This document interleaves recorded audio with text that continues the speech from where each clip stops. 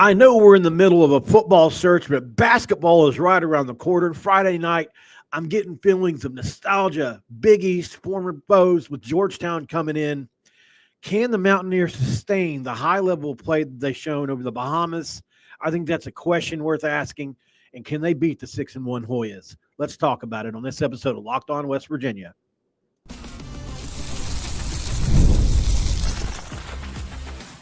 You are Locked On West Virginia, your daily podcast on the West Virginia Mountaineers, part of the Locked On Podcast Network, your team every day. And what is up? Welcome in, guys. My name is Mountaineer Paul. I am your host right here, right now on Locked On West Virginia, brought to you by FanDuel. Guys, get started with a big return on FanDuel. New customers can place a $5 bet and get started with 100 million bonus bets. That's if you win that first $5 bet. Go to FanDuel.com to get started. And thank you guys for being everyday listeners around here. We've grown over 500 subscribers in the last week alone, guys. We're absolutely exploding.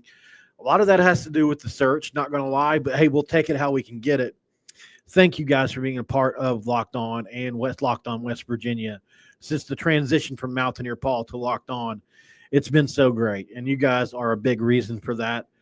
I want to bring somebody on. We're going to, obviously, I know a little bit about Georgetown, but I think this guy knows a lot more. This is what you would call an expert on the Georgetown Hoyas.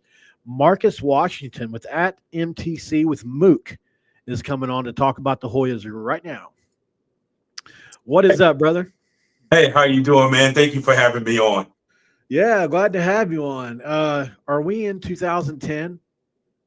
That was certainly when these two teams used to be in the Big East together, and a lot of good rivalries, a lot of good games. I mean, I know that later in the rivalry, West Virginia definitely dominated. I think they won like 6 of the last 7 games between the two. But for Georgetown, I think this game is so important for them. Not only because of the history, it's a great venue that they're traveling to, and certainly it's their first road game. So I'm sure West Virginia is going to give them one heck of an introduction to what Big 12 basketball looks like. But whenever Georgetown gets to play some of the old Big East guys who have left, whether it's West Virginia, whether it's Notre Dame earlier this year, I do think for the fans who know the expanded Big East, maybe not the ones from the 70s and 80s, they kind of enjoy seeing these matchups again. Right. Absolutely, they do. Ed Cooley knows a lot about that. And during his press conference today, man, he gave a lot of respect to West Virginia. Love his press conferences. What a legend of the game Ed Cooley is. And he's done well pretty much everywhere he's been. He's got these boys off and running to one loss start so far. What do you attribute that to? Well, first of all, the transfer portal, bringing in Michael Peavy, brought in an adult into the program, something that was needed. I know last season, Ed came in thinking, hey, we can turn things around immediately. That only ended up in 9 wins. And he understood that there are some challenges that Georgetown, whether it's academically getting in, whether it was Georgetown's reputation on the recruiting trail, however it was that he needed a change. So he brought in Micah Peavy from TCU, such a veteran, brought in Malik Mack, which was a scorer from the Ivy League. Jordan Burks, he took a chance on him, a freshman out of Kentucky who didn't get that much playing time. But what has happened is that he's gotten players more that kind of fits what he wants to do, which might not look exactly like what he did at Providence, but it looks similar to what he did at Providence. They've gotten off to a good start. They're playing better defense. Offensively, they look a lot more cohesive, and they're still a work in progress. So obviously Friday night is going to be a big test. Yeah, I mean, he did such a good job last year at Providence. I mean, he had to replace so many major role players from the year before: Nate Watson, Justin Minaya, Al Durham, A.J. Reeves, Bryce Hopkins was a big piece that he tried to recruit out of Kentucky. Man, he's really done well in the portal the last few years. So not a surprise that he's doing it again at a larger venue of Georgetown, a place that expects to win. Great basketball history. What do you think went wrong with the Patrick Ewing era? Because, I mean, from the outside looking in, it looks like the perfect fit.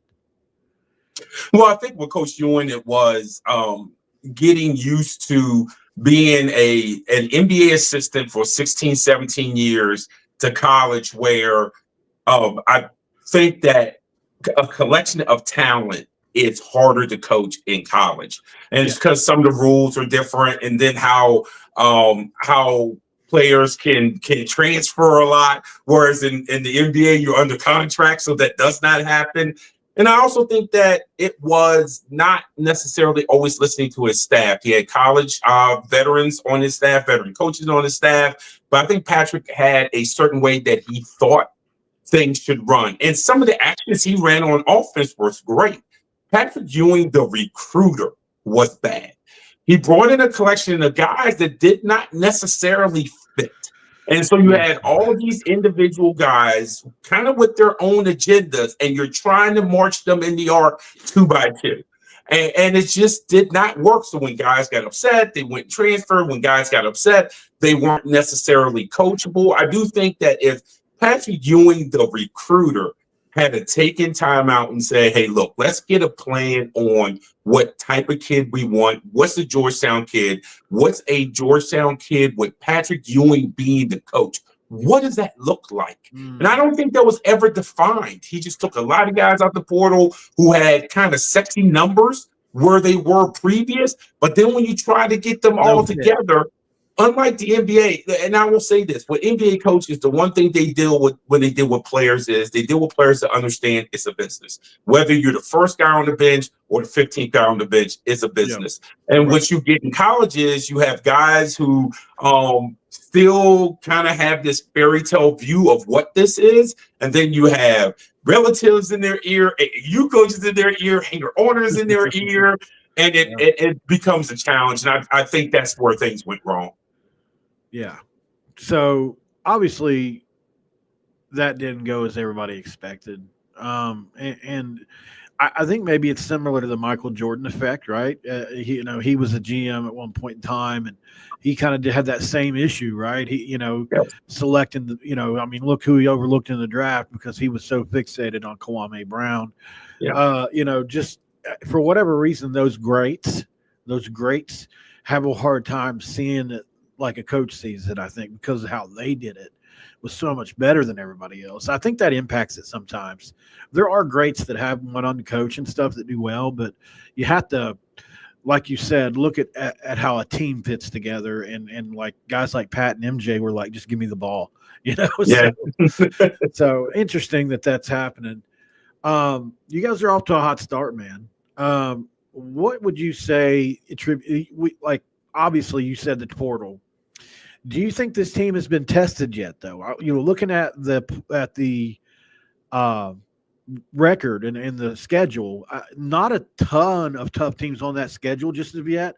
So, from your perspective, are you still kind of waiting to see if this is like legit or not yet?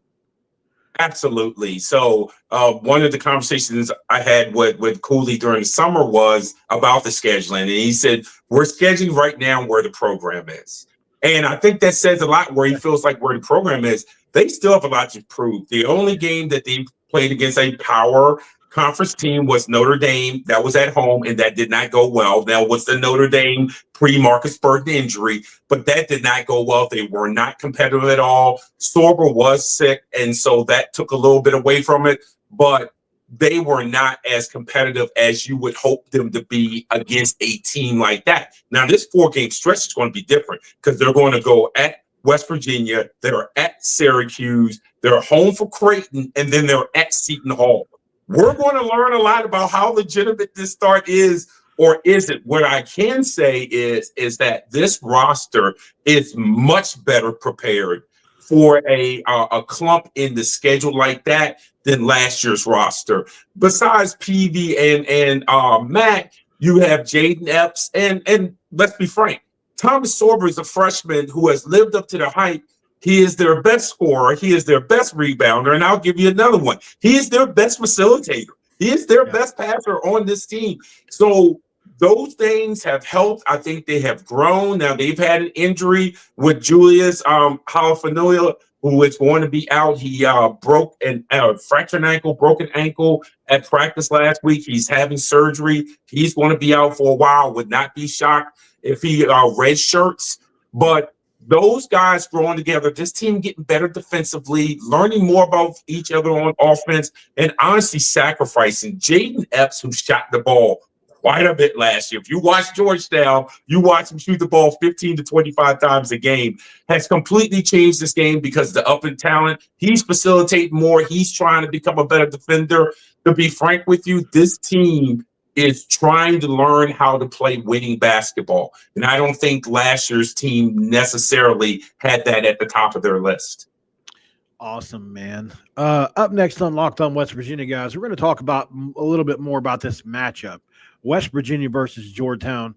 And then we're going to get into the keys of this game. What does Marcus think? What do I think are the keys to victory for both teams, guys? Stick around for that. We'll be right back on Locked On West Virginia.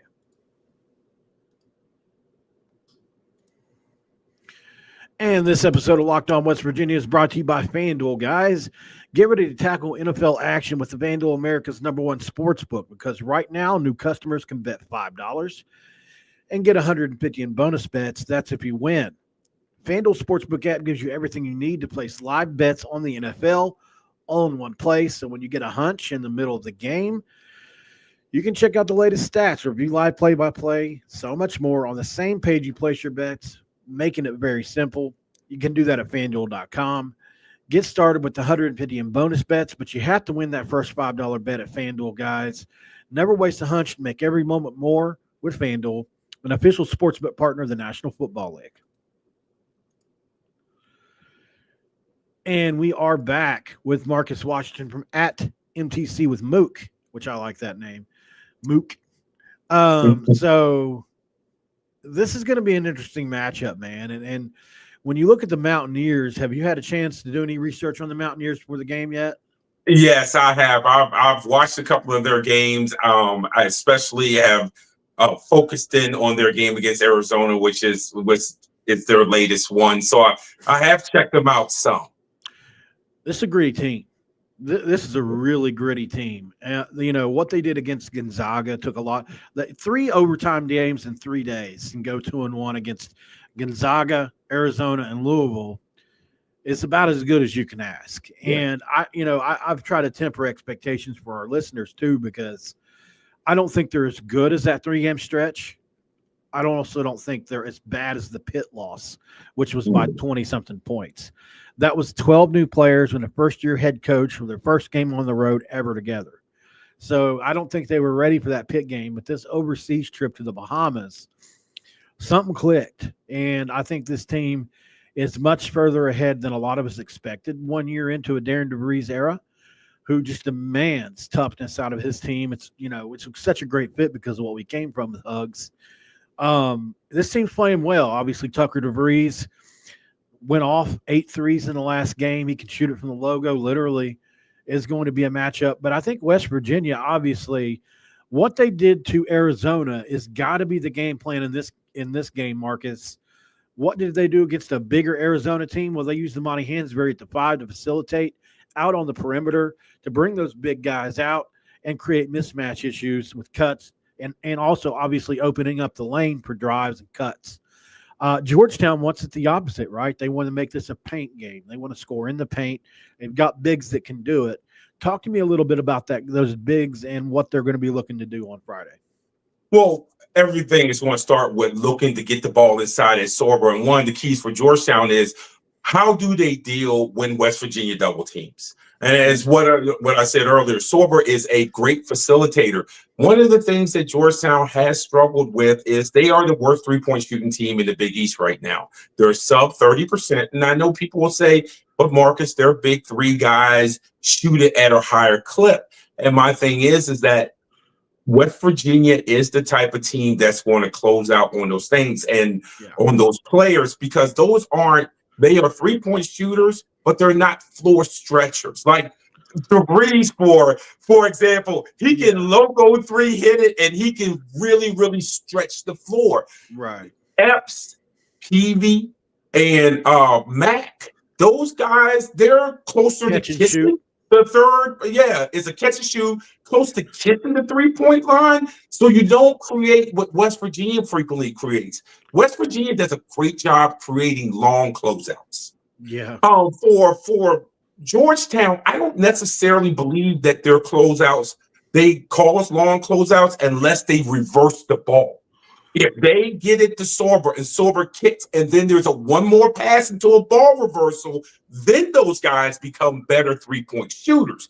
But it's not simply a kick, and they're not the type of guys to do what some of the guys that West Virginia can do, which is really pull it from an NBA type level and make you pay. They're not that type of team. So Georgetown has to score in the paint early on, whether it's Sorber, whether it's Drew Fielder, cleaning up the boards and finishing, just something to make West Virginia close into the lane defensively and make Georgetown's perimeter shooters probably a little bit better than what they really are.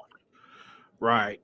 And so who do you think is going to draw on the Georgetown side? Who's going to draw that Tucker DeVries assignment?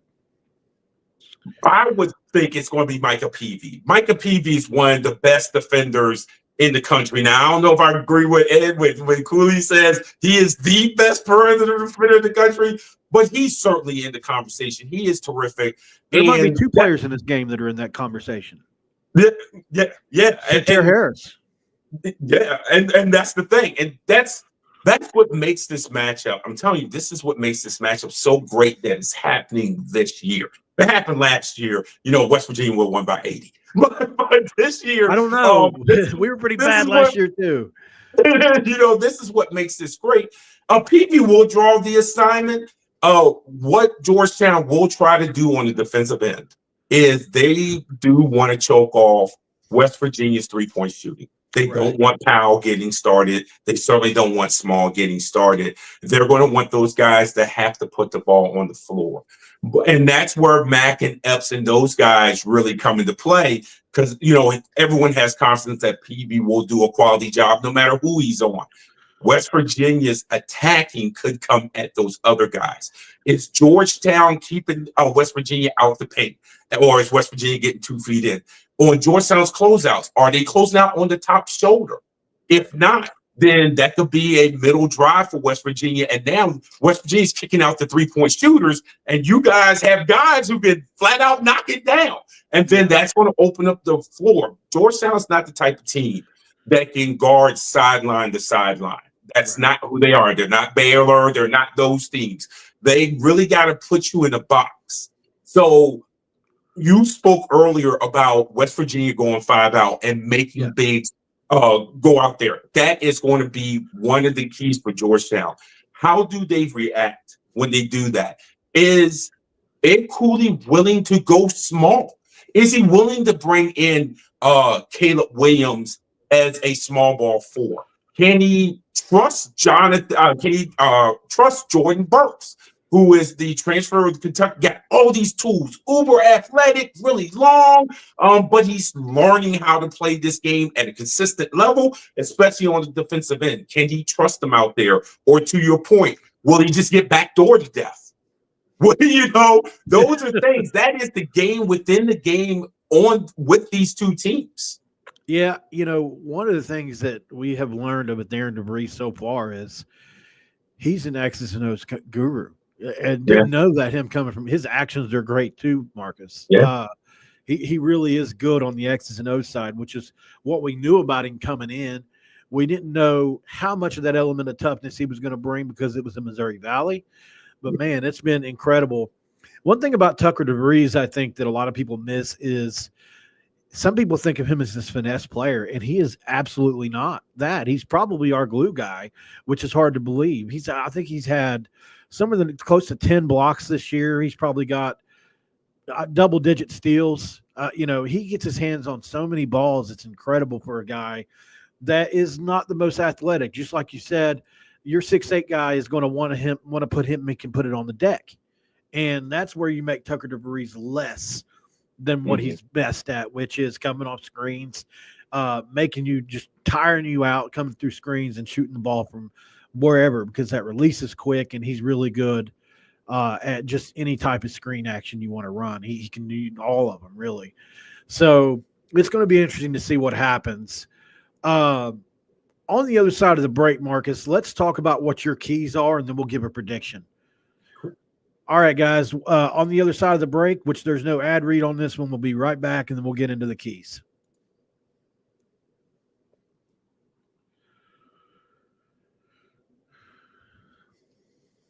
All right, back here with Marcus Washington. Keys to the game, Marcus. I'll go first on this one because I think, looking at Sorber on tape, he is so good, and it doesn't matter where you get him to him on the elbow, if you get it to him on the block or in the paint. You don't want to let him get it deep because it's over with.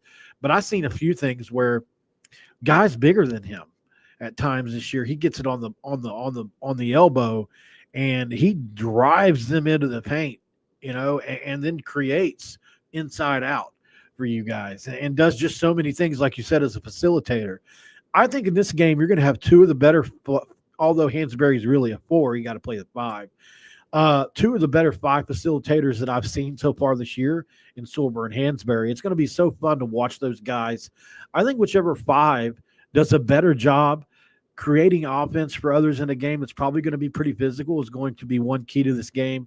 Obviously, transition is going to be big in this game because they didn't want to run with Gonzaga, but West Virginia is a transition team usually, just not with Gonzaga. I mean, it's not a match you want to get into. So I think West Virginia is going to want to run in this game a little bit with a smaller team. And then I think, Jonathan Powell has to get it going again. He had a really bad tournament. This is a top 40 player that was, borderline 5-star that we flipped from Xavier last minute, and he was a godsend in the first few games of the year. And then he played some real talent over the course of 3 days, and I think it really shocked the system as a freshman. He's got to get back to what he was doing, which was, giving us 10, 12 points a game, even though he's a freshman. I don't know if he can do that. But I think he's going to play a pivotal role in this game because you guys are going to try to take Tucker away, I think. Unless he's making them from deep again, there's nothing you can do about it. If he's shooting 8 for 12 again, you got to throw your hands up.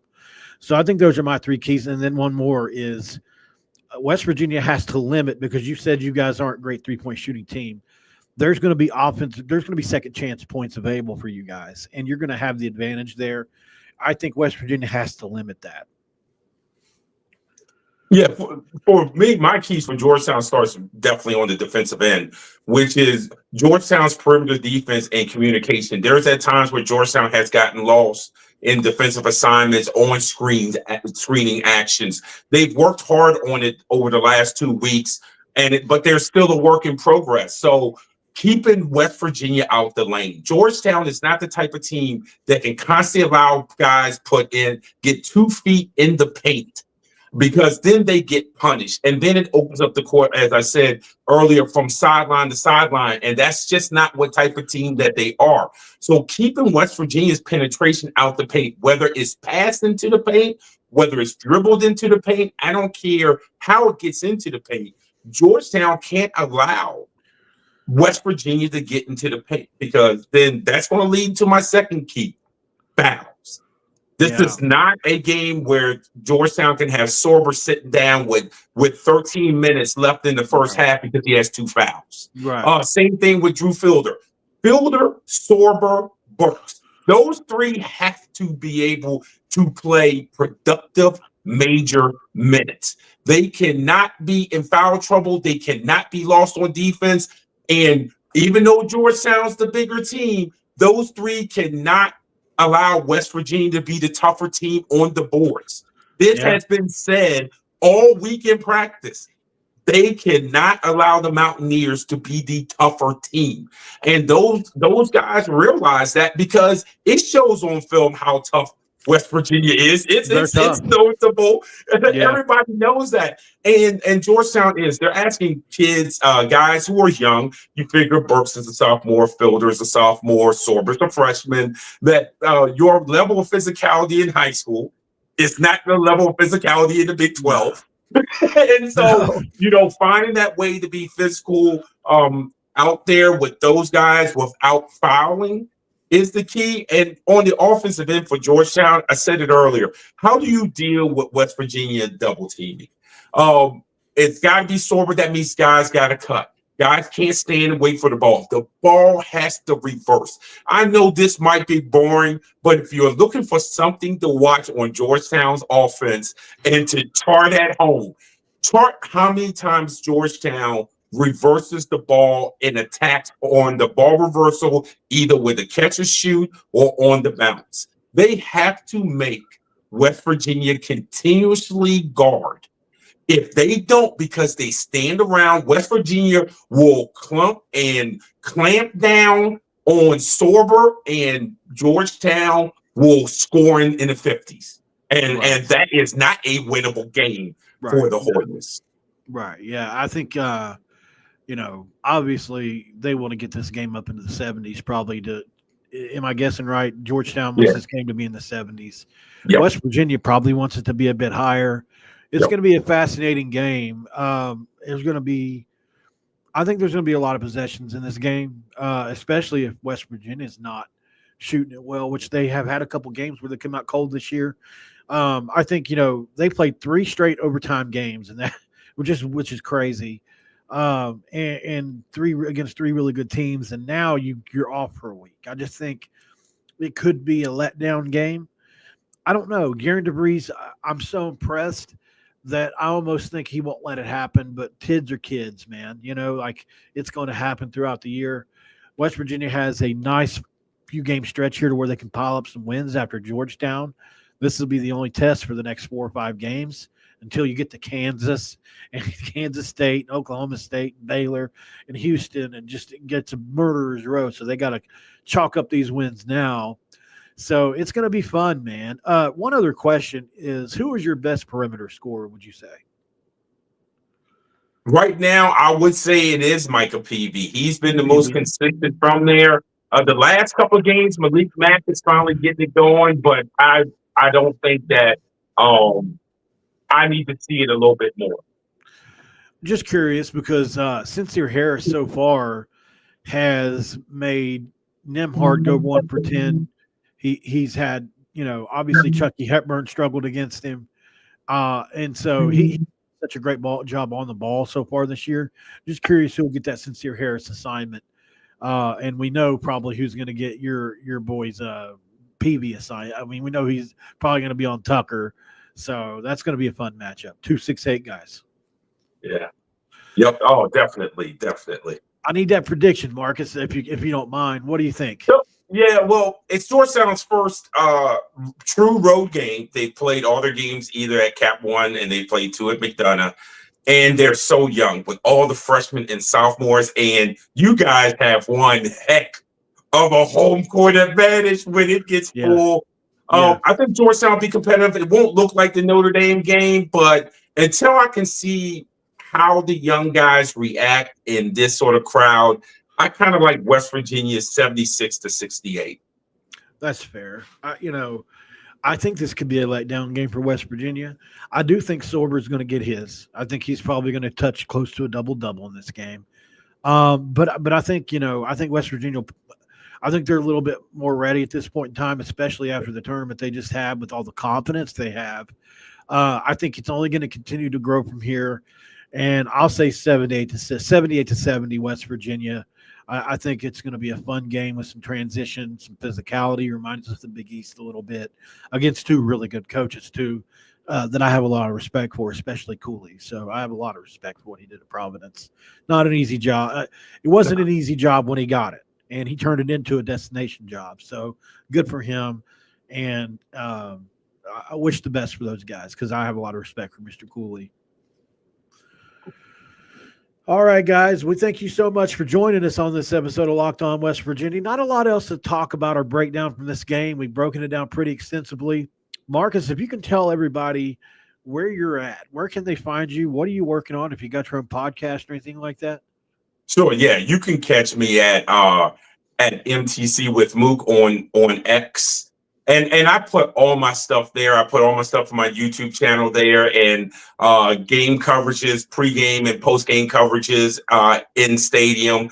So you can catch all my content there. It's going to be Georgetown. It's going to be University of Maryland. It's going to be University of Virginia. There's about Maryland. 7 or 8 teams I cover live with media credentials. So I have a little bit for everyone. You were really impressive. I wasn't sure what I was getting, obviously, because it was such short notice. Yeah. But man, would you coach ball or something? Because you have Yes, I was a high school basketball coach for over 20 years, and I've spent the last few years coaching on the Under Armour circuit. So yeah, I've been around quite a bit. Well, you guys forgive me trying to fumble around and talk basketball against somebody that really knows what they're talking about. No, this has been a lot of fun, my brother. I appreciate it, man. And look, never know what will happen in the future. I'll keep you in mind for some of those other regions that you cover. Sure. I would love to bring you on. Sure. Look, we've got 121 on YouTube, 200 over on X watching right now. Make sure the 400 of you guys go over there and check Marcus out. Give him a sub. Check him out if you follow him on any of those other things, and make sure to like this video too. Really appreciate you guys for being here. I'll probably go live again about 7 or 8. Once I get an update on the coaching search at West Virginia. A lot moving there, guys, and not exactly sure which way it's going to roll. Hoping, me, I'm hoping it's Rich Rod all over again, but not everybody agrees. So we'll see what happens there, guys. But until then, for Marcus, for me, thank you guys for joining. This episode is over, and we are out of here.